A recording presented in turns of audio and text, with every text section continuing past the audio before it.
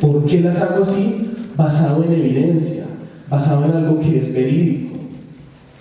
Entonces, lo veo como un gran rompecabezas que yo creo que vamos a terminar armándolo todos.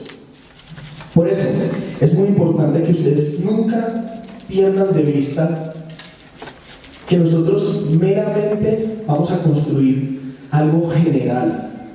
O sea, todo el mundo quiere un número, la gente quiere datos precisos, cuántas repeticiones, y uno tiene que, o sea, casi que lo obligan, dame una dieta, y la gente siempre espera algo totalmente preciso, pero nosotros somos un mundo de imprecisiones. Cada uno de nosotros es diferente, cada uno de ustedes es totalmente diferente a su vecino, y así todos estamos en una sala donde 900 personas se van a llevar el mismo esquema para armar una rutina de hipertrofia. Entonces sí, hay un punto de partida. Es esa generalidad la que nosotros podemos armar con unas bases muy chéveres, muy firmes, muy sólidas, para posteriormente hacer el proceso de llevarlo a lo particular. Si nos quedamos ahí, encimita, con solo lo que nos dan acá, esa información general, yo creo que el rompecabezas queda totalmente incompleto. Es más, queda incompleto para esos maniáticos como yo que se le pierde una ficha al rompecabezas. Es peor, prefiero no armarlo a saber que lo armé todo y me faltaba una ficha y está embolatada. Entonces, hipertrofia, eso es lo que necesitamos hacer, eso es lo que se pretende en una rutina. Y básicamente la hipertrofia tiene un enfoque, y ese enfoque está basado en el crecimiento o el aumento en el tamaño de las fibras musculares. Estamos hablando de hipertrofia muscular. Hay otros tipos de hipertrofia, pero la presentación la vamos simplemente a enfocar en la hipertrofia muscular.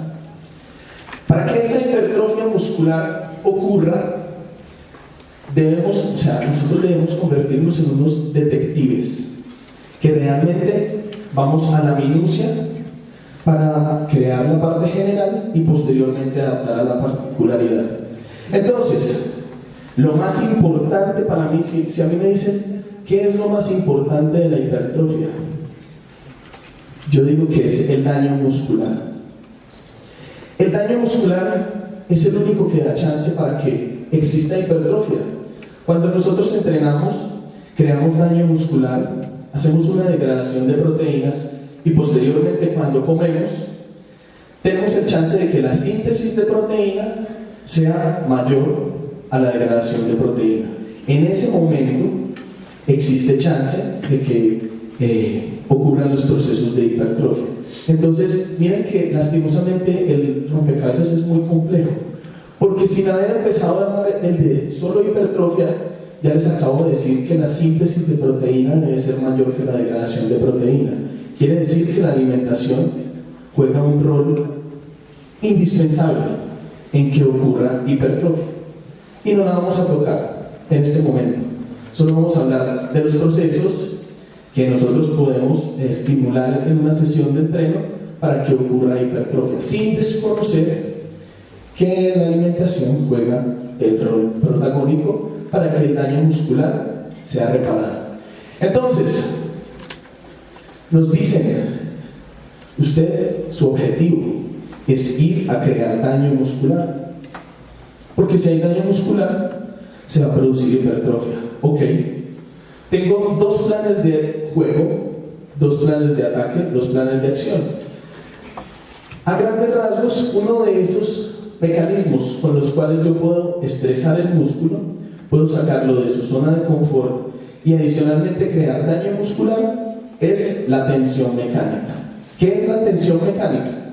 Básicamente la tensión mecánica está relacionada al grado de esfuerzo que ejerce un músculo para mover una carga. Entonces se dice que entre mayor sea la carga, pues va a haber mayor tensión mecánica. Entonces, vamos retomando. Puedo crear daño muscular cuando someto al músculo a mover grandes cargas. Pero yo hago una pregunta, ¿grandes cargas me permitirán hacer muchas repeticiones? No. Entonces, por eso, una de las variables que crea daño muscular es la tensión mecánica, tiene un mayor enfoque a la fuerza, pero adicionalmente hay otro camino por el cual yo puedo generar daño muscular. Si no quiero hacer fuerza y quiero cambiar el plan de juego, someto mi músculo a algo que se llama estrés metabólico. El estrés metabólico está mucho más relacionado al trabajo. ¿Por qué al trabajo? Porque no solo implica generar una fuerza, grande o pequeña, sino también soportarla por distancias.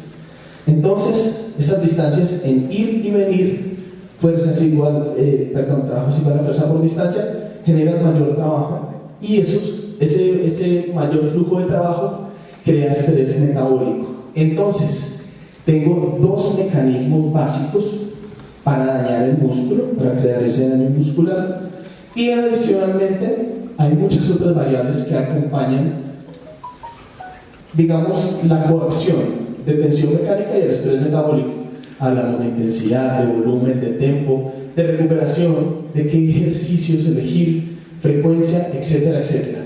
Pero vayamos de lo menos a lo más. Y ya sabemos que hay dos formas de crear daño muscular. Una es por tensión mecánica, mucha fuerza, pero cuando hago mucha fuerza no puedo, desplazar grandes cargas, no puedo hacer muchas repeticiones, o todo lo contrario. Muchas repeticiones, cargas moderadas o bajas. ¿Quién es él? ¿Quién lo conoce? Darwin. Hugh Hefner. No. Es Darwin. Y nosotros somos producto de eso, de la adaptación, de esa teoría. Quien se adapta, sobrevive, ¿cierto? Y el músculo tiene ese mismo principio. Si me adapto, sobrevivo. Este man me está destruyendo. Daño muscular. Me tengo que adaptar a ese daño muscular. Entonces, por eso, cuando nosotros somos un poco novatos y entramos al gimnasio, progresamos muy rápido. Y posteriormente nos adaptamos, ¿cierto? Y cada vez se vuelve más difícil agregar masa muscular. Y cada vez se vuelve más difícil reducir nuestros porcentajes de grasa. Y es porque caemos en la linealidad de los procesos. Entonces, como vamos a hablar de los métodos para mejorar la eficiencia con la que podemos construir hipertrofia, hay algo que ustedes se tienen que meter en la cabeza, y es que la linealidad es igual a adaptación. ¿Todas las adaptaciones son malas? No. Lastimosamente, la importante, la muscular, sí. Nosotros, en lo que respecta a adaptaciones, la muscular no la queremos. Yo nunca quiero que el músculo se adapte, porque cada vez que mi músculo se adapta, yo puedo crear menos daño muscular, que es una de las variables que van directamente al proceso de hipertrofia. Entonces, no queremos que hayan adaptaciones a nivel muscular, porque linealidad es igual a adaptación, y en el músculo esto sí es un hecho. Si lo llevamos los procesos lineales, si llegamos después de ver un video de Arnold haciendo 4x10 en pecho, llegamos a hacer 4x10 porque así lo recomendaba Wader, vamos a terminar adaptándonos. Sin embargo, no es solo venir a señalar el problema, como hacen muchos en Colombia, señalan y señalan y señalan problemas, pero no proponen soluciones. Entonces, bueno, propongamos soluciones. Una de las variables que no queremos que ocurran dentro de la adaptación es la muscular, pero para esto tenemos el juego de muchos factores como la intensidad, como el volumen, como la frecuencia y como las cargas, y eso en últimas, ese resumen, esa variabilidad, esos fenómenos aleatorios controlados que podemos introducir dentro de nuestro entrenamiento, se llaman periodización.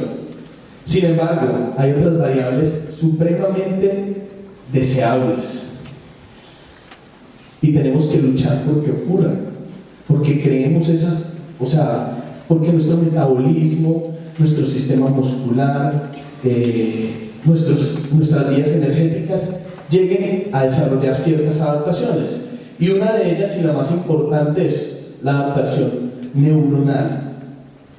Se ha demostrado que cuando nosotros entramos al gimnasio, el primer mes no ganamos nada de músculo.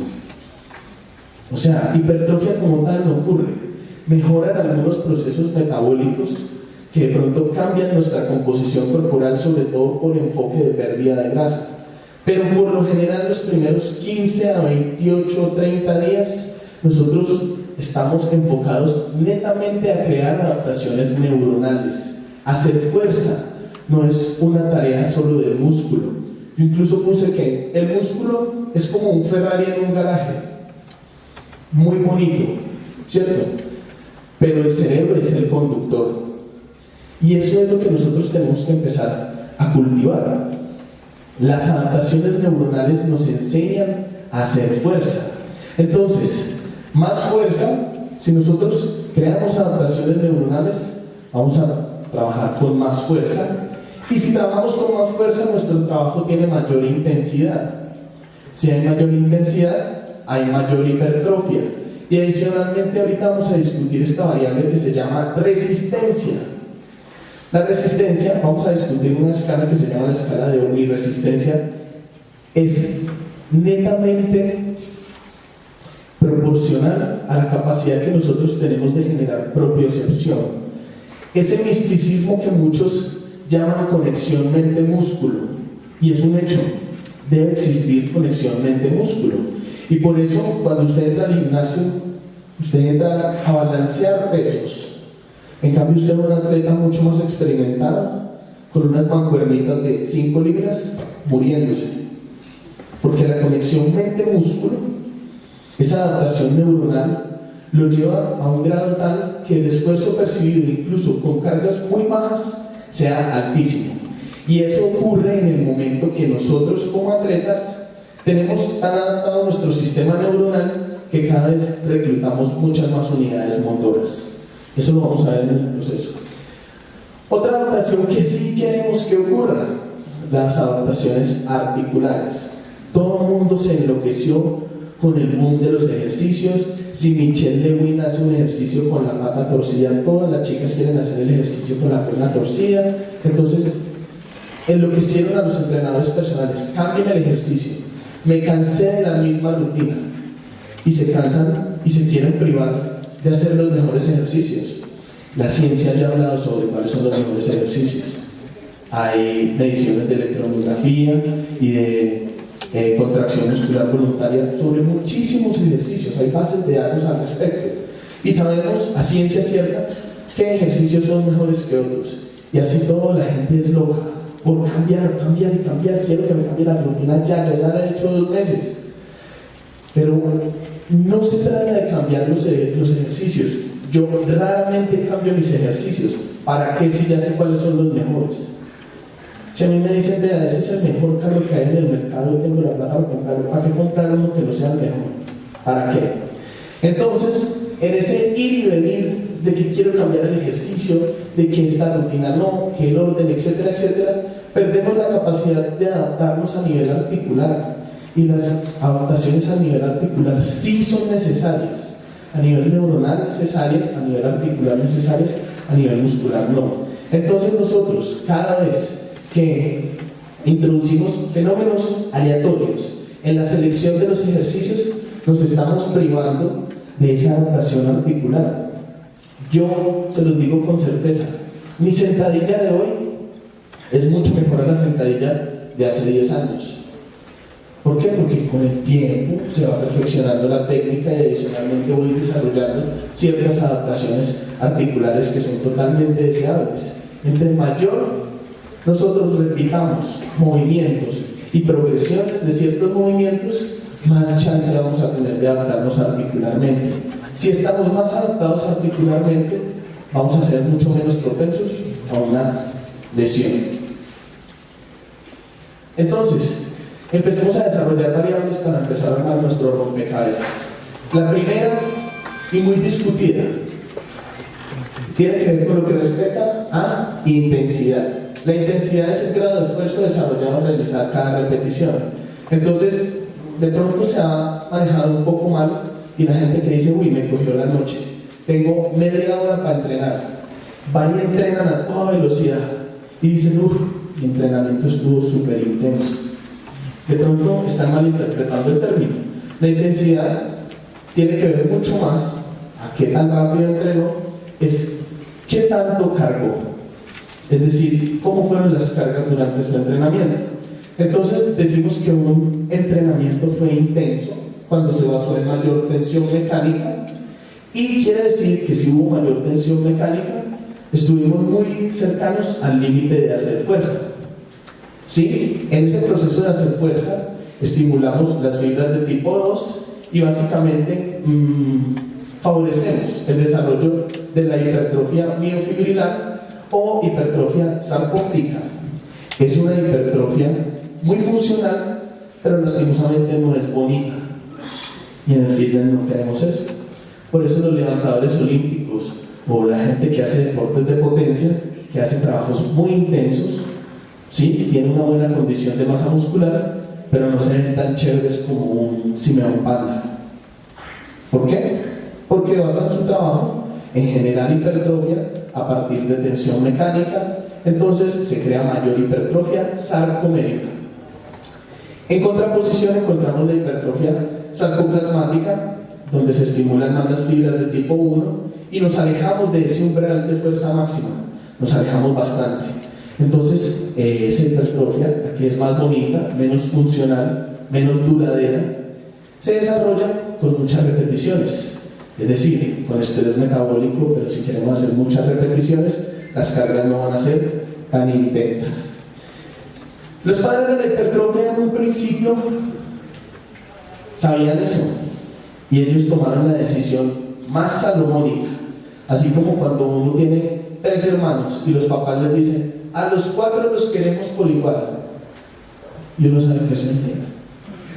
Entonces ellos no, por la mini, ellos se fueron en la mitad. Entonces ellos dijeron que entre el 65 y el 85% del RM se encontraba el rango idóneo para trabajar hipertrofia, y aún se mantiene así. Muchos gimnasios, muchas rutinas, muchos entrenadores siempre basan sus cargas recomendadas para generar hipertrofia en el 65 y hasta 85%.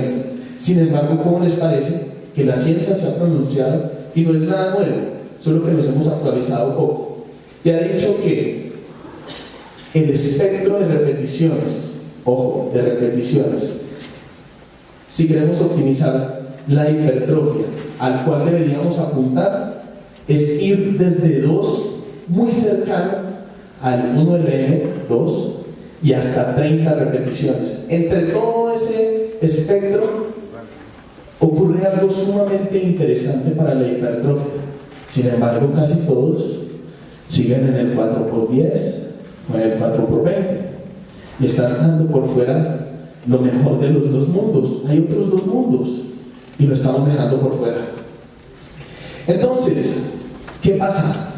Esto sí es de autor, esto es algo que yo planteo, porque yo me quería ubicar en esa tabla, en la de 1RM, y eso es lo que se hace en los deportes de alta intensidad o en los deportes de alto rendimiento deportivo. Siempre tenemos que medir variables, y una de esas variables, diferente a lo que hacemos nosotros en el fitness, que es medir cuánta masa muscular tenemos y cuánto porcentaje de grasa tenemos, es que tanto hemos progresado, por ejemplo, en fuerza. Entonces se propuso que nosotros cabíamos en estas fórmulas predictivas. Entonces nosotros éramos producto de una interpolación o una extrapolación, donde nos decía, si usted hace 5 repeticiones con este peso, su RM es este. A mí me parece que es un concepto muy bueno para otros deportes, pero que realmente no aplica en el fitness. Yo todo el día vivo fitness, yo me levanto y vivo del fitness, porque esto fue lo que yo elegí hacer y me encanta. Entonces yo le pongo muchísimo empeño a cada uno de los procesos de mi vida. Sin embargo, yo no sé si ustedes han hecho un test de fuerza un día bajo de carbohidratos, por ejemplo. ¿Alguien lo ha hecho? Bueno, yo lo he hecho. Los resultados son supremamente mediocres. Entonces, en otros deportes, en un lanzamiento de disco, por ejemplo, el atleta no sabe qué es ciclar carbohidratos. Él está normocalórico o está en un superávit calórico, entonces su fuerza es estable y por eso las progresiones de fuerza casi siempre son estables. Mientras que como nosotros queremos mejorar la composición corporal, a veces comemos más, a veces comemos menos, a veces ciclamos carbohidratos y entonces a veces estamos bajos de carbohidratos. Entonces si me toca hacer pierna un día bajo de carbohidratos, está totalmente desestimado mi 1RM. Entonces yo no lo veo viable y no me guío desde hace muchísimo tiempo, y me vuelvo y les digo, esto es opinión, de lo que dice mi RM, porque yo no quepo en ninguna de esas ecuaciones cuando estoy en déficit calórico y aparte de eso cuando estoy un día bajo de carbohidratos. No me comporto igual, mi performance es totalmente diferente. Entonces por eso que ahorita les hablaba, bueno, esto lo anoté ahí. Depende también del tipo de atleta. Si es un atleta con mayor enfoque de fuerza o resistencia, o si es, bueno, el ejemplo, un atleta de resistencia tendrá valores menores a los predictivos de un RM que un atleta de fuerza. Hay atletas que entrenan para la resistencia y hay atletas que entrenan para la fuerza. Nosotros los que queremos mejorar para la composición corporal estamos en un limbo, no somos ni de fuerza ni de resistencia, y si a eso le sumamos que a veces comemos más y a veces comemos menos, porque yo creo que para nadie es un secreto que una de las mejores estrategias que se pueden llevar para mejorar los porcentajes de grasa corporal mientras se sostiene o incluso se aumenta la masa muscular es el ciclado de carbohidratos. Entonces basarnos en un RM, nosotros no cabemos allá, estamos totalmente alejados. Sin embargo, lastimosamente, esto es muy cualitativo y todo el mundo quiere cosas cuantitativas. Dígame cuántas repeticiones, qué porcentaje de carga, y esto es totalmente cualitativo, pero yo me baso muchísimo más en esta escala, en estas dos escalas. Una es la escala de omniresistencia, no sé si ustedes la conocían, y otra es la escala de esfuerzo percibido. Yo siempre trato, si voy un día descargado de carbohidratos a hacer pierna y no puedo llegar a mi RM de sentadilla, como siempre sé que mi RM es tanto, pero ese día no pude porque fisiológicamente no estaba preparado, no tenía los carbohidratos suficientes, estaba en déficit, emocionalmente no di ese día. Yo siempre trato, independientemente de mi RM, de lo que diga mi RM, de dar el mayor esfuerzo percibido. Entonces esa escala es supremamente cualitativa y dice, ¿usted cómo percibió el esfuerzo de este ejercicio? De 1 a 10. Entonces yo siempre trato de estar dentro de valores que no sean mediocres. Entre 7 y 10 quiero que sea mi esfuerzo percibido, independientemente de mi porcentaje de carga, independientemente si estoy en tensión mecánica o independientemente de si estoy en estrés metabólico. Y al final del trabajo general de ese día, yo califico mi trabajo basado en la escala de omniresistencia. ¿Qué tan buena o mala fue esta sesión de entreno? Entonces, los números siempre deben de 1 a 10. Los números siempre deben apuntar. Nosotros no tenemos días buenos todos los días, pero en general de los días, más allá de nosotros sufrir con un RM, hoy no pude hacer mi RM de sentadilla y en lugar de aumentarme la fuerza me está disminuyendo. Y claro, usted está en déficit calórico, ¿cómo no le va a disminuir? ¿Qué más quiere? Entonces es que nosotros todos los días, o la mayoría de los días, los califiquemos como días donde el esfuerzo percibido fue alto y adicionalmente, posterior a terminar el trabajo dentro de esa escala de omniresistencia, digamos que tuvimos una sesión de entrenamiento que se realizó con dificultad. La resistencia, eso que nosotros acabamos de ver, ese esfuerzo percibido, independientemente de qué tanta carga movió, está directamente relacionado con la propiocepción que nosotros ahorita hablábamos. ¿Se acuerdan que sí tenemos que crear adaptaciones a nivel neuronal? Listo.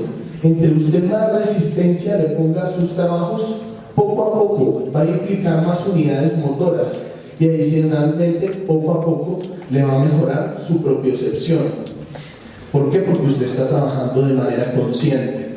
Entonces ahí es donde ese concepto casi que místico de conexión mente-músculo es supremamente válido, porque entre mayor resistencia, es decir, mayor esfuerzo percibido y mayor valor en la escala de unidad de resistencia, pues más dura fue nuestra sesión de entreno, y si fue más dura nuestra sesión de entreno, así sus tiempos bajo tensión o TUT no sean ultra lentos, como mucha gente lo vende, que tenemos que hacer la fase excéntrica ultra lenta, y usted no le hizo ultra lenta, por el solo hecho de que usted tenga una buena resistencia le va a mejorar el TUT, porque no fue ultra lenta, pero fue ultra efectiva.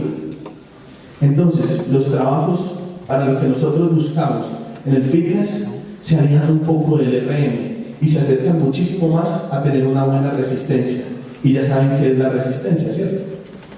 Y ya saben también qué es la intensidad. Entonces, como estamos primero botando fichas y fichas y fichas, pues ustedes de pronto no están viendo todavía el orden, pero ya vamos a empezar a armar el paisaje. Sin embargo, tenemos que seguir desarrollando variables como el volumen. El volumen está condicionado a series y a repeticiones, ¿cierto? ¿Y qué dice la ciencia sobre series y repeticiones? Pues yo ya les conté que el abanico para optimizar la hipertrofia parte desde 2 repeticiones hasta 30 repeticiones, y hay evidencia que lo sustenta que es así. Desde 2 hasta 30 repeticiones es efectivo para maximizar los procesos de hipertrofia, y no estar dentro de ese rango de repeticiones nos haría privarnos de cosas buenas que también pueden producir hipertrofia y que a la vez van a crear daño muscular, sea muy pocas repeticiones o sean muchísimas repeticiones. Pero adicionalmente también se ha hecho una propuesta sobre las series. Esto me parece muy arbitrario. Han hablado sobre series funcionales al final del trabajo. En el 2016 se hizo una mega revisión de todo lo que decía la ciencia sobre la hipertrofia, y yo creo que hay variables mucho más importantes que meter que un ejercicio debe estar dentro de 2 y 30 repeticiones, y debe hacer entre 3 y 5 series, porque eso es lo óptimo para la hipertrofia. Yo creo que hay otra variable más importante, y es que usted pueda meter la mayor cantidad de trabajo, si está bien planificado, en una sesión que no se le convierta en una sesión mediocre de trabajo. Yo tengo un pico de activación, yo funciono supremamente bien en el gimnasio 1 hora, y de ahí mi rendimiento cae. ¿Cuántas series y cuántas repeticiones alcancé a hacer? No sé, pero entrené duro 1 hora, y me parece mucho más valedero eso, y esto sí es opinión de autor, que empezar a casillarme. Por eso les dije, vamos a ir desde lo general hasta lo particular. Sin embargo, les estoy contando lo general, y lo general le diría, haga entre 3 y 5 series, manejando entre 2 y hasta 30 repeticiones. Pero yo no funciono así. Yo digo que, esto lo digo yo, porque dice que 90 minutos, hasta 90 minutos se considera como un trabajo eficiente. Sin embargo, 90 minutos dándola toda, a mí me parece muchísimo. Mi pico de trabajo son 60 minutos, y yo sé que si ustedes entrenan duro, van a sentir que más allá de 60 uno ya está desbaratado, y uno solo piensa en comida, y uno ya no tiene la misma fuerza, las recuperaciones se convierten en recuperaciones mediocres, etcétera, etcétera.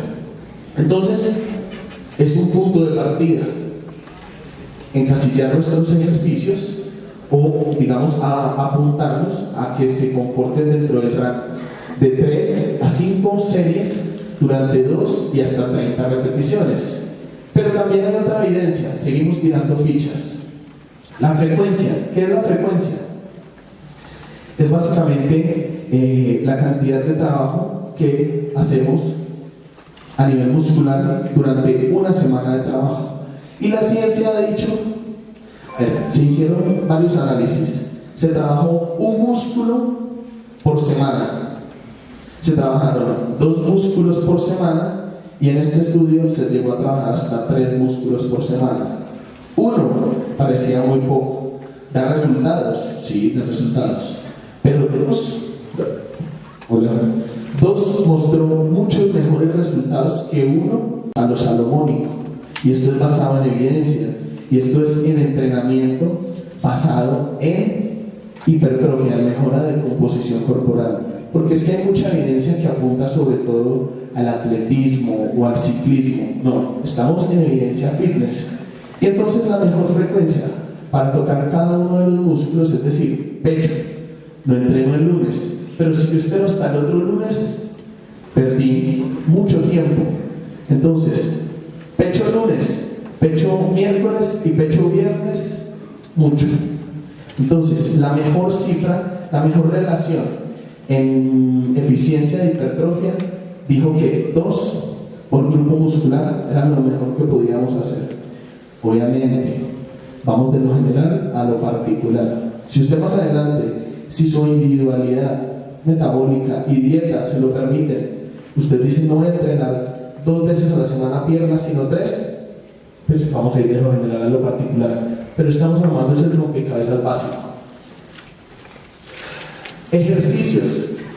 Volvemos a lo que les decía de las adaptaciones a nivel articular. Los ejercicios siempre han sido como el talón de Aquiles a la hora de trazar una rutina. Se meten unas enredadas seleccionando ejercicios y es porque parece que quisieran ser ciegos ante lo que ya dice la ciencia. Por allá en el 86 hay una bibliografía, 86 o 96, no lo tengo presente, qué pena, de bomba, donde hay electromiografía, no sé si alguien lo tenga por ahí. Lo que pasa es que es muy vieja y nadie volvió a hacer toda esa base de datos de electromiografía. Recientemente, en el 2014, Brett Contreras hizo un análisis, lo quitaron de loco, porque él dijo, venga, yo tengo muchos problemas a la hora de hacer mis rutinas porque no hay estudios actualizados de electromiografía. Entonces, como él es profesor licenciado en educación física, dijo, pues lo puedo hacer yo. Entonces, lo quitaron de loco, ¿por qué? Porque él se llevó todos los equipos y como nadie lo ayudó, él en su garaje hizo su electromiografía. Pero la metodología que utilizó para, digamos que realizar el análisis de los ejercicios y de la activación electromiográfica fue muy buena. Entonces yo me baso particularmente en esa. Prefiero basarme en lo que dice Brett, que es un poco de cariño, somos parceros. No mentiras, de lo que dice Brett Contreras actualmente a una bibliografía tan desactualizada. Entonces, quienes quieran buscarlo, Brett Contreras básicamente propone una lista con los mejores ejercicios de todos los grupos musculares y adicionalmente pone el reporte de la activación a nivel de electromiografía y de contracción muscular voluntaria. Es súper completo. Yo acá tengo un apartado. No se ve mucho, lastimosamente, por el proyector, pero acá está. Los estudios se hicieron en el 2010, pero posteriormente se difundió en el 2014. Ahí está, muchísimos ejercicios y yo me baso en la activación electromiográfica de ciertos ejercicios. Yo miro si una persona, por ejemplo, tiene algunas falencias a nivel de deltoides. ¿Qué cabeza tiene más que dar? A la lateral. Entonces miro cuáles activan más la lateral dentro de los multiarticulares, por ejemplo, porque si nos fuéramos a monoarticulares ya sabemos cuál, los vuelos laterales. Y así es que yo selecciono los mejores ejercicios. Entonces, no podemos desconocer que hay evidencia que ya dice cuáles son los mejores ejercicios para que nosotros, cuando estemos trazando nuestros planes de entrenamiento, los planes de entrenamiento de nuestros clientes, tratemos de hacer lo mejor posible, pero no por lo que nos parezca, sino porque realmente va a ser lo mejor posible.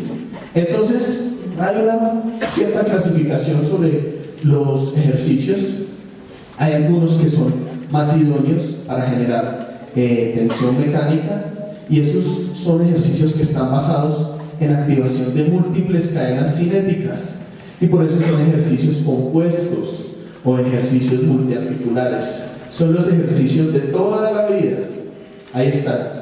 Y la contraparte, los monoarticulares, pues generan mayor estrés metabólico porque como son de aislamiento, uno los enfoca más a repeticiones. Esto es lógico.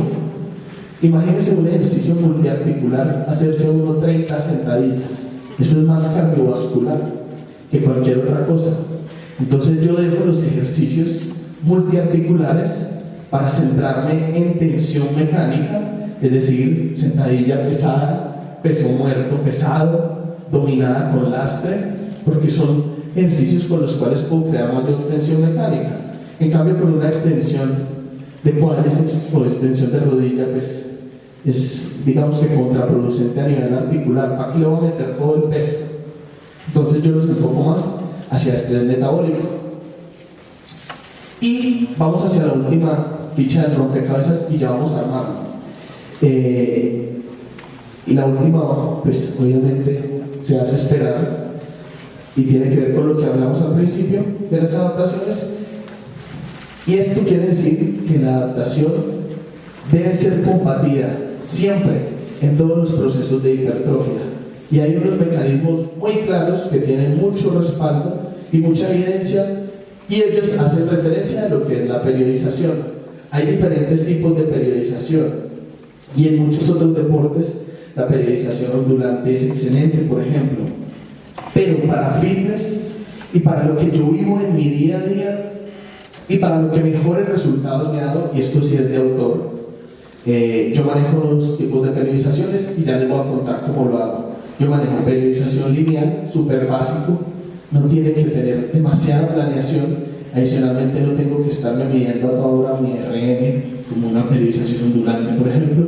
Y su antagónico, que es periodización lineal, pero inversa. Básicamente, la periodización lineal nos dice que entre mayor carga, a medida que pasa el tiempo, ¿qué va a pasar con las repeticiones? Pues van a bajar, eso es de lógica. Entre más peso usted le meta, usted no va a poder hacer las mismas repeticiones. Y con la periodización lineal inversa pasa todo lo contrario. Entre menos carga hay, cada vez usted va haciendo más repeticiones. Entonces ahí están las fichas. Vayan analizando que esta parte ya es crucial para ahorita que ustedes vayan armando el rompecabezas. Ahí está el rompecabezas. División de rutina. ¿Qué haría yo? ¿Cómo divido mi rutina? Pues ya sé que debo dar estímulo al menos 2 veces a la semana a cada grupo muscular. Primera pista, ¿cierto? Entonces, si trabajo cuádriceps un día, entonces debo repetirlo otro día, al menos 2 veces a la semana. Los ejercicios. ¿Qué ejercicios le selecciono yo a este cliente que quiere ponerse como Arnold rápido? Entonces, pues ¿cuáles van a ser? Los que mejores reportes de electromiografía y de contracción muscular voluntaria tengan. Y obviamente, ya saben, los ejercicios compuestos tienen mucho mayor enfoque a mover grandes cargas, mientras que los ejercicios simples monoarticulares tienen mucho mayor enfoque a hacer muchas repeticiones sin necesidad de trabajar cargas tan elevadas. Repeticiones. Ya sabemos que el abanico de repeticiones va desde 2 y hasta 30, pero yo les hago una pregunta. Con 16, 20 repeticiones, ¿ustedes creen que podemos hacer mucha fuerza, mucha tensión mecánica? No, cae significativamente la carga que nosotros podemos mover, desplazar. Entonces yo lo que hice, y esto también es de autor, esto es un punto de vista, yo considero que entre 2 y hasta 11 repeticiones deberíamos de centrarnos en hacer tensión mecánica, porque usted entre 2 y 11 repeticiones usted le mete como es, fuerte, y todo lo que he hablado aplica para hombres y mujeres. Y entre 12 y 30, es que ya son de 12 y 30 son muchos.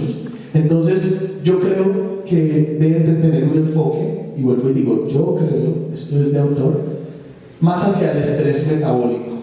Entonces no me preocupo tanto por hacer ejercicios compuestos, multiarticulares, en el rango de 12 a 30 repeticiones, mientras que en el de 2 a 11 sí. En el de 12 a 30 prefiero ejercicios simples.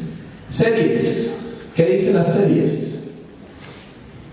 ¿Se acuerdan? Que ya lo habíamos dicho. Pero se acuerdan que es un tanto irrelevante, porque depende mucho de cuánto pueda meter usted en su sesión de entreno. Pero cuánto pueda meter usted en su sesión de entreno también está condicionado a las recuperaciones. Recuperaciones entre serie y serie. Vean, las mejores recuperaciones que usted puede tener para volver a empezar como nuevo son superiores a 4-6 minutos. Y eso es inviable en el fitness, pero es muy viable en otros deportes. Entonces acá lo que nosotros hemos hecho es empezar a recortar recuperaciones. Y en ese recorte de recuperaciones, como todo el mundo busca números, pues sí, llegamos a algunos números. Y dicen que una recuperación responsable, cuando usted ha sometido el proceso de daño muscular dirigido hacia la tensión mecánica, está entre 1 minuto y medio y hasta 2 minutos. Sobre todo, si entre ese minuto y medio y 2 minutos usted se mantiene y está haciendo ejercicios compuestos, está demostrado que usted mejora su perfil de segregación de testosterona endógena. Entonces, como el rango es muy corto, entre 1 minuto y medio y 2 minutos, yo lo hago muy sencillo. Dejo 2 minutos para cuando estoy trabajando miembros inferiores, perdón. No, es que una vez se lo cambia todo. Y 1 minuto y medio cuando estoy en tren superior. Pero también nos han dicho que las recuperaciones son sumamente interesantes en lo que tiene que ver con segregación de hormona de crecimiento. Y todos queremos más hormona de crecimiento, la fuente de la juventud, la fuente de poca grasa corporal, superlipolítica. Entonces, si nosotros reducimos el tiempo de descanso entre 30 y hasta 60, como mucho, mejoramos el perfil de activación de segregación de hormona de crecimiento endógena. Pero vale dar una sentadilla con RM y descanse 60 segundos y vuelva a la sentadilla. Es totalmente inviable. Entonces, yo dejo mis 2 minutos o minuto y medio para cuando tengo un enfoque de ejercicios compuestos, de ejercicios multiarticulares y de aquellos que se basan en ejercer mayor tensión mecánica, y entre 30 y 60 segundos cuando me baso en ejercicios simples, monoarticulares, curl bíceps. Solté 30 segundos, vuelvo y hago curl bíceps. ¿Listo? ¿Tienen todas las fichas? ¿Las tienen? ¿Cierto? Entonces pasa lo mismo que pasaba en el colegio. Uno le decía al profesor, sí, no, yo ya sé factorizar en el tablero, y si uno a hacer la tarea en la casa y no sabía nada. Entonces, voy a tomar yo la iniciativa de darles un ejemplo. Estas son unas propuestas de división de rutinas.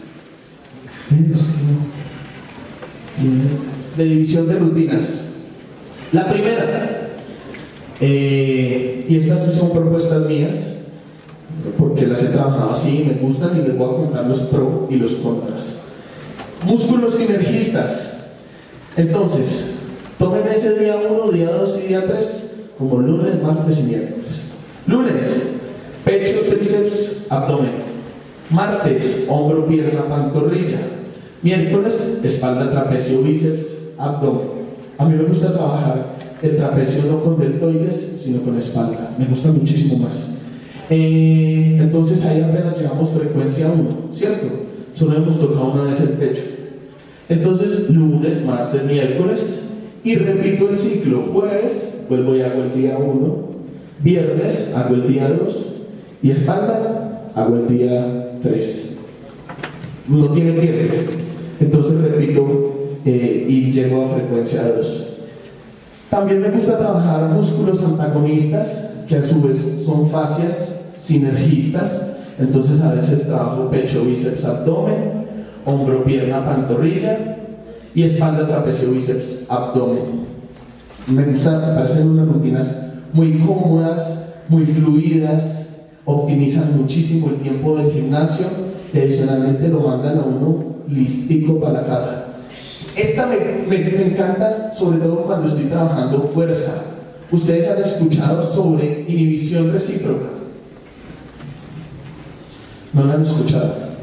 ¿Quién ha escuchado? Si hay alguien que diga que sí, pues cuéntanos. Nadie, pues.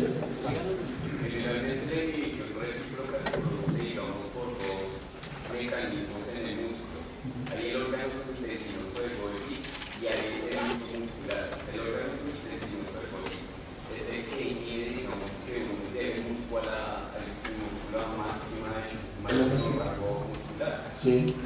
Generalmente, cuando uno hace una contracción muy fuerte, se activa el músculo muscular. El que hace, digamos, cuando hagan presión un poco se les va el pecho, manda una señal de relajación. Ese es el uso muscular. Uno lo que hace es uso del uso muscular de que contrae el pecho porque se relaja el antagonio para producir más fuerza cuando uno hace un trabajo pectoral y espalda, cuádriceps, mejor, o sea, nos estamos privando de esa gran explicación por no hablar. A veces nos privamos de eso por no tener, digamos, el atrevimiento. Excelente, mejor no lo pudiste haber dicho.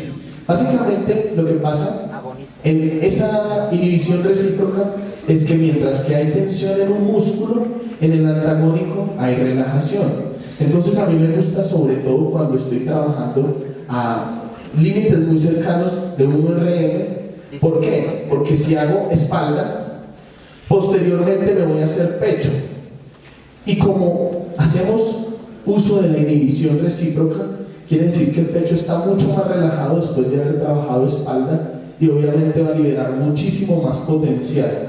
Entonces cuando yo me acerco a mis límites de 1 RM, hago uso de la inhibición recíproca. Entonces mucha gente cuando quiere hacer su RM dice, uy, no me voy a cansar, en pecho, un ejemplo, no me voy a cansar. Y llegan y se meten y tratan de hacer su mayor RM.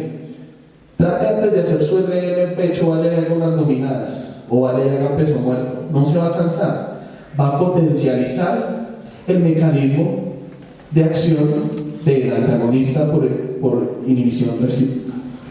Entonces, los días de trabajo de fuerza hago uso de la inhibición recíproca para dividir mi rutina. Entonces hago pecho, espalda, abdomen, hombro, pierna, pantorrilla, trapecio, tríceps, bíceps, abdomen.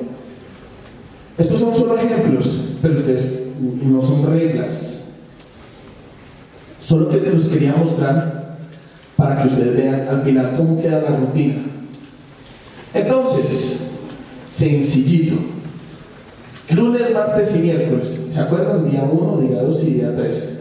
Acá, ¿qué ejemplo tomé? Tomé pecho, tríceps. Entonces, si lo hago el día lunes, lo repito, que es el día 1. ¿Cuándo lo repito? El día jueves. Listo. ¿Estoy cumpliendo con frecuencia? 2. Muy bien. Pero entonces, yo dentro de mis mesociclos, que por lo general se componen de 6 a 8 semanas, no dejo pasar tanto tiempo. Y dentro de mi semana también hago microciclos. Por eso yo divido día 1, día 2 y día 3 como un bloque, y día 4, día 5 y día 6 como otro bloque. Una pequeña pregunta. ¿Trabaja los grupos musculares de cuádriceps y femoral? Sí, los dos. Sí, hago uso, en la pierna siempre hago uso de inhibición recíproca. Soy más fuerte. Si hago isquios y quads después, mucho más fuerte. Entonces, día 1, día 2 y día 3, periodización lineal. Entonces lo vamos a ver. Váyanse, vamos a ver solo un fragmento. Pecho. Y elijamos un ejercicio. Press, banco, plana. Press, banco, plano. Semana 1. ¿Sí las alcanzan a ver los números en rojo? Bueno, el primer bloque es semana 1, este segundo bloque es semana 2 y este tercer bloque es semana 3. ¿Sí? ¿Ahora sí? Entonces voy en periodización lineal, día 1. Día 1 de semana 1, día 1 de semana 2, día 1 de semana 3. ¿Listo? Series. Las series y repeticiones básicamente, perdón, las series sobre todo están muy enfocadas a que yo pueda elegir los ejercicios que quiero y me quepan dentro de esa sesión de 60 y hasta 90 minutos de trabajo. Pero igual me baso en mantener entre 3 y hasta 5 series. ¿Listo? Entonces, 3 series con repeticiones de 9 a 11, que es el límite máximo de tensión mecánica, ¿cierto? Y recuperaciones de 90 segundos. El esfuerzo percibido yo también lo debo periodizar. No es bueno ir al fallo siempre. Si usted todos los días va al fallo, usted se va a sobreentrenar. Porque primero se va a sobreentrenar de acá. Así no se sobreentrene a nivel muscular.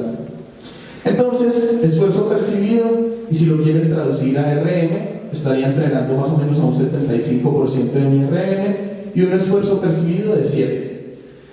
Semana 2 del día 1, ¿cómo se comportaría? Si es periodización lineal, habíamos dicho que a medida que pasa el tiempo en la periodización lineal aumentan las cargas, pero disminuyen las repeticiones. Entonces, día 1, semana 2, volvemos a 3 banco plano barra, hago 4 series, pero disminuye el rango de repeticiones. Sigo trabajando en este primer bloque, ejercicios multiarticulares y press banco plano, que obviamente es un multiarticular, fijándome en tensión mecánica. Entonces trabajo entre 6 y 8 repeticiones, 90 segundos de recuperación porque quiero mejorar mi perfil de segregación de testosterona, y el esfuerzo percibido tiene que ir aumentando gradualmente, porque si no me voy a acostumbrar, me adapto. Obviamente la carga porcentualmente del RM aumenta. Y semana 3, otra vez, día 1, pero semana 3, volvemos al mismo press banco, voy solo entre 2 y hasta 5 repeticiones. Se comporta igual la recuperación, el esfuerzo percibido aumenta y obviamente el RM está por encima de 90%. ¿Qué pasa? Que hice uso de todo el rango de repeticiones que considero eficiente para estimular tensión mecánica. Fui desde 2 hasta 11 repeticiones. Periodicé de manera lineal. Pero veamos qué pasa en estas mismas situaciones, pero no el día 1, sino el día 4, cuando repito pecho. Entonces, en este primer bloque, que era periodización lineal, yo hago ejercicios multiarticulares. Pero en ese, obviamente multiarticulares, tensión mecánica. Pero en ese segundo bloque, yo hago ejercicios más simples o de aislamiento y me enfoco muchísimo más en estrés metabólico. Veamos. Entonces, estamos en día 4, periodización lineal inversa. Semana 1, hago aperturas en polea para pecho y arranco con 12 y 15 repeticiones, entre 12 y 15. Recuperaciones optimizadas para mejorar el perfil de segregación de hormona de crecimiento. Ya no voy a 90 segundos como en la primera parte de la semana, sino voy a 45 segundos. El esfuerzo percibido es semana 1, voy a 7 y el porcentaje de carga es altísimo, va al 60%. Semana 2 del día 4, vuelvo y hago aperturas en polea. Ven que no se trata de cambiar los ejercicios, podemos periodizar sin necesidad de cambiar los ejercicios. Voy de 16 a 20 repeticiones, las recuperaciones se mantienen, el esfuerzo percibido aumenta. Y semana 3, aperturas en polea. Hago 3 series de 21 y hasta 30 repeticiones con las recuperaciones que se mantienen de 45 segundos. No sé si se dieron cuenta que mientras que el día 1, 2 y 3 pasa algo a nivel lineal, en los días 4, 5 y 6 cambia totalmente. Y estoy optimizando todo el rango de hipertrofia y estoy armando el rompecabezas con lo que dice la ciencia. Entonces, básicamente así es como yo estructuro todos mis modelos de trabajo. No con el a mí me parece, y obviamente tampoco con el solo lo que yo quiero. Se debe llegar a algo que sea negociable, porque es que hay muchas cosas que se ven fantásticas en el papel y uno dice, esa es la de Jeremy Buendía, y usted va y la hace, usted hace un FCT7 y queda destruido y no pudo volverlo a hacer en 3 semanas. Entonces yo creo que se trata como de negociar venga, lo que dice la ciencia, yo realmente lo puedo poner en práctica, porque es que muchos de los que escriben ciencia no me ponen la camiseta, ellos solo van y miden atletas, y a veces son superatletas, y nosotros no somos superatletas, y a veces escriben sin ponerse la camiseta. Por eso yo siempre trato de que todo lo que yo hablo realmente lo haya vivido y tenga un punto de vista para contarles, porque es que uno lo sacan de la universidad y uno dice, soy ingeniero, consigue trabajo como ingeniero y usted se da cuenta que no sabe nada y ya es ingeniero, porque es que de la teoría a la práctica hay muchísimo. Yo cuando empecé a escribir esta ponencia me había quedado llena de bibliografía, referencias, etcétera, etcétera. Me tocó volverla a hacer. Yo dije, hey, yo voy a parar. Yo no quiero hacer una ponencia que digan, ay, ese man es fantástico, como sabe, como pone de referencia. Yo quiero que en esta ponencia ustedes se lleven algo y lo puedan aplicar a la casa. O sea, si no, no tiene razón de ser que hagamos estos congresos de intercambio de conocimiento. Y eso fue lo que hicimos. Así ustedes no se llevan el rompecabezas muy claro, yo sé que van a llegar y van a decir, es que hay un rompecabezas y voy a estudiar y lo voy a armar y lo voy a armar mejor que ese mancito. Entonces, muchachos, principios, hay muchos más. Nos quedamos cortos en este pequeño fragmento de tiempo. Tenemos que hablar de especificidad, de carga progresiva, de individualidad, de variación, de entrenamiento. Pero yo creo que por lo menos es un punto de partida. Y yo creo que esta es una de las formas más bonitas de empezar a volver nosotros los procesos eficientes. Y es bonita porque nos hace cuestionarnos. Es que, venga, ¿y usted por qué me está diciendo que 4x10? Los entrenadores a veces son muy mediocres, no todos. Pero a veces a mí me tocó, yo fui un amateur y yo llegué desde muy niño al gimnasio y yo no sé cómo no me lesionaron. Entonces, está en nuestras manos investigar. Nosotros compramos el último Smart TV y sabemos qué resolución tiene, sabemos cuántas entradas tiene, sabemos si es Smart, si no es Smart, etcétera, etcétera. También a nosotros nos dicen, póngase carnitina en la barriga y uno va y pela la barriga. No, o sea, no leemos de eso, pero del Smart TV sí. Vea, dicen que entre más bonita, lastimosamente más bruta, y eso no es así. Vean lo que dijo esta chica súper famosa y súper hermosa. Si hubiera observado todas las reglas, nunca habría llegado a ninguna parte. Y realmente es así. Nosotros, más allá de encasillarnos en 4x10, o sea, no vamos a llegar a ninguna parte. Tenemos que hacer todo este proceso. Bien o mal, no importa. Vamos a llegar a algo, así sea, vamos a llegar a la conclusión de, uy, nos equivocamos, por acá no era. Pero la próxima vez tal vez sí lleguemos.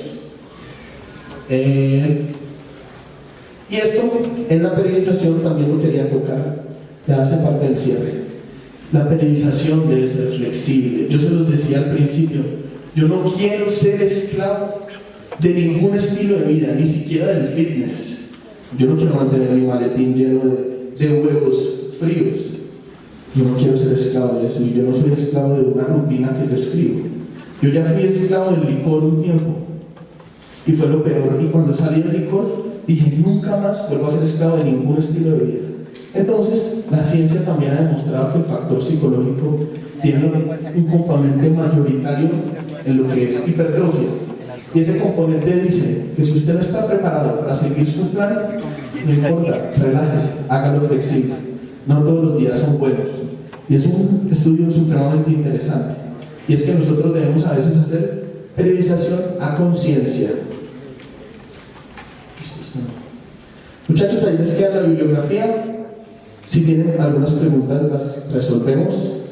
Y muchísimas gracias por haber asistido.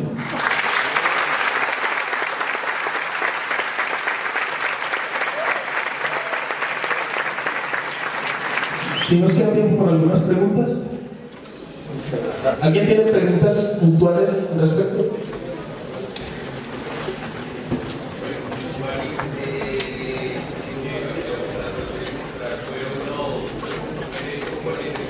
La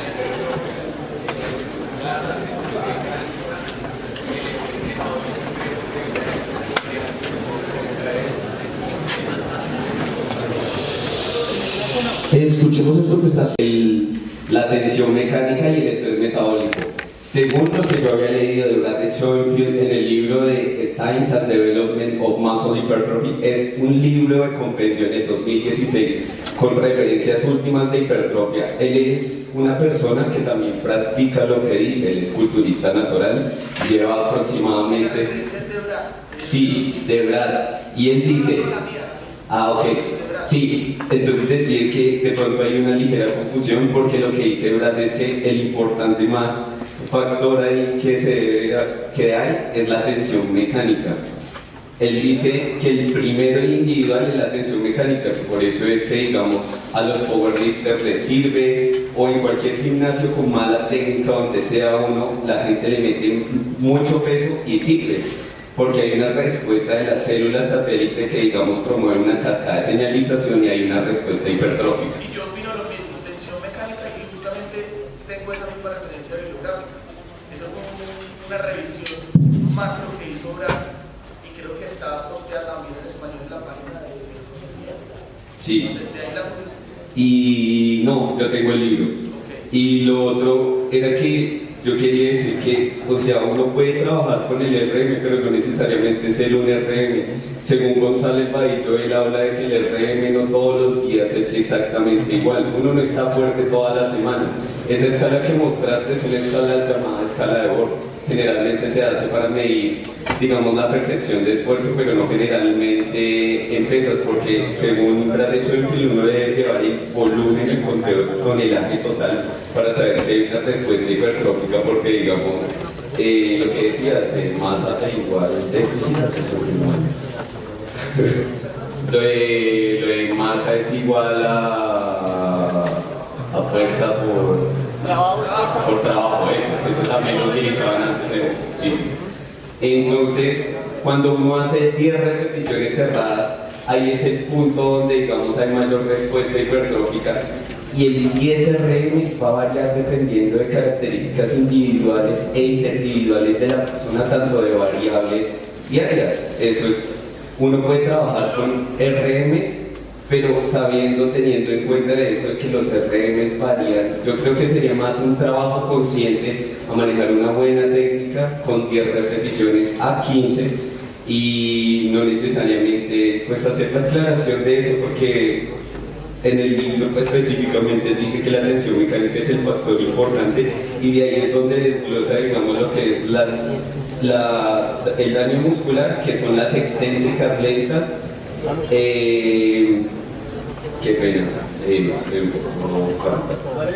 el estrés metabólico, que se supone que es la producción de metabolitos o lactatos que incrementa, digamos, la respuesta de nivel sérica en testosterona en sangre, por eso ahí la oclusión y muchos más. Y de ese excéntricas lentas es que sale el TUT, el Time Under Tension, que es otro método que sale por ahí, sino que quería hacer esa acotación ahí. Espera, ¿qué pasó?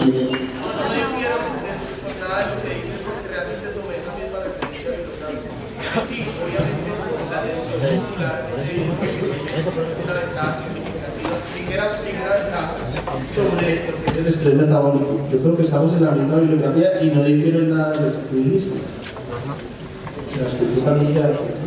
Y es lo único que sí quiero